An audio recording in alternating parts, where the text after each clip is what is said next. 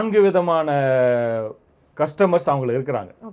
First வந்து genuine கப்புள்ஸ்ன்னு சொல்லுவாங்க. அது ஒத்துக்க ஏன்னா இப்போ ஒரு மும்பையில இருந்தோ ஒரு பெங்களூர்ல இருந்தோ ஒரு ஃபேமிலியாக வருவாங்க, ஹஸ்பண்ட் அண்ட் ஒய்ஃப் வருவாங்க. ஒரு 3 மாதம் இங்கே தங்க வேண்டியது இருக்கும். 3 மாதத்துக்காக வீடு எடுத்து 6 மாதத்துக்கு அட்வான்ஸை கொடுத்து அப்புறம் இந்த இருக்கிற பொருட்கள்லாம் வாங்கி போட்டு நம்ம ஏன்டா இருக்குன்னு சொல்லிட்டு கோழி வந்த இடத்துல போனோம்னா மாதம் ஒரு 20,000 30,000 கொடுத்தாங்க, எல்லா பொருளோட அவங்க கொடுத்துட்றான் அப்படின்னு சொல்லிட்டு அங்கே இருக்கிறதுக்கு அவங்க போகிறாங்க, ஒத்துக்கலாம்.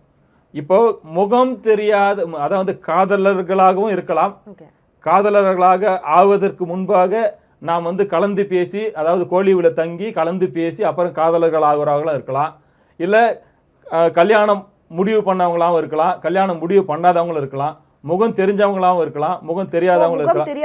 அதுக்கு தான் வரேன்.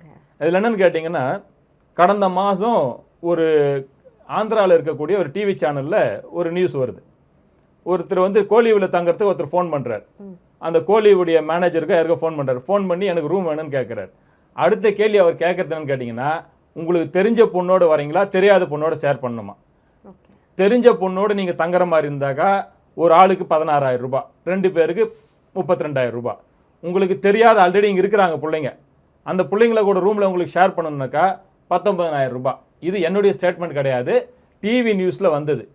ஆந்திராவில் என்னன்னு கேட்டிங்கன்னா, ஆந்திராவில் தெலுங்கானாவில் இருக்கிற பெற்றோர்களுக்கு இந்த விஷயம் அந்த ஏரியா அந்த மாநிலத்தில் இருக்கக்கூடிய அனைத்து டிவி சேனலும் இப்போ வந்து டெலிகாஸ்ட் பண்ணி அது ஒரு அவேர்னஸ் கிரியேட் பண்ணியிருக்கிறாங்க. இதனுடைய ஆரிஜின் பார்த்தீங்கன்னா மும்பை, பூனே, பெங்களூரு, ஆந்திரா, தெலுங்கானா இங்கெல்லாம் தான் வந்து இந்த கோழி விடுதிகள் கொடிகட்டி பறந்த காலம். ஆனால் இன்றைக்கு சென்னையில் வீதிக்கு வீதி, தெருக்கு தெரு இருக்குது கோழி ஹாஸ்டல்ஸ்.